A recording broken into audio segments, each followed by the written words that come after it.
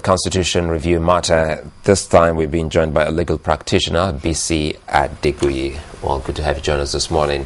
Very good morning to you. Yeah, good morning. You've always talked about one thing, and I'm surprised almost everyone seems to be talking about that same issue, convoking a conference irrespective of a name. How does that help in this review process of the Constitution? Well, there are two separate things. I mean, what the National Assembly seeks to do or intends to do is to amend the Constitution. By virtue of the provisions of 1999 Constitution, they are eminently qualified to do that. It's their remit, and they are constitutional responsibility to amend the Constitution to grapple with various challenges buffeting the Nigerian state. Whether that effort will assist Nigeria to avoid a catastrophe, whether that effort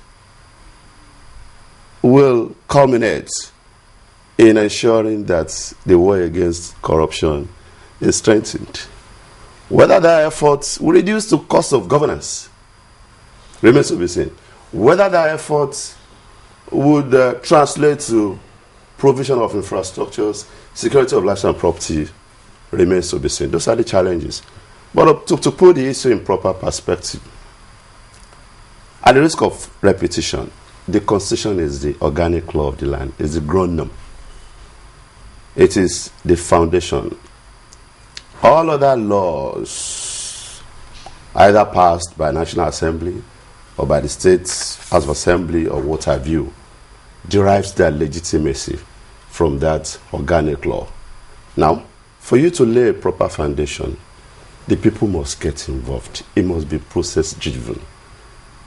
It must be autochthonous. It must be indigenous. I watched your program, Penultimate Day, and a question was asked whether 150 million Nigerians would be involved in constitution making. No. In democracy, we are not all in National Assembly. Neither are we all in Aso Rock. But we have given them mandate. It's about giving some elected people the mandate to go write a constitution on our behalf, and we have done this before. So I think that until we do that, we may continue to, window dress. But certainly, the next 50 years, we'll probably will continue to talk about how to fix Nigeria. That is what it will exist, and that is why people. I'm coming. Just allow me coming here. That is why people have been talking about all of this. But again, you rightly said that the legitimacy or the rights to do all of this rests with the National Assembly. So if we have given them the mandate or we've given them the power to be our representatives, why do we still need a parallel? Very well so. The representatives, stricto sensu, were elected to go there and make laws for us, not write a constitution. One gentleman was trying to succinctly put it across that when INEC was conducting election in 2011, if the issues were who should be elected to go and write a constitution for us, some other people would have shown interest. What do I mean by that? A professor of political science who does not want to get involved in the jamboree in Abuja may decide that, this is a serious issue. This is an issue that affects the very existence of Nigeria. Now I'm interested.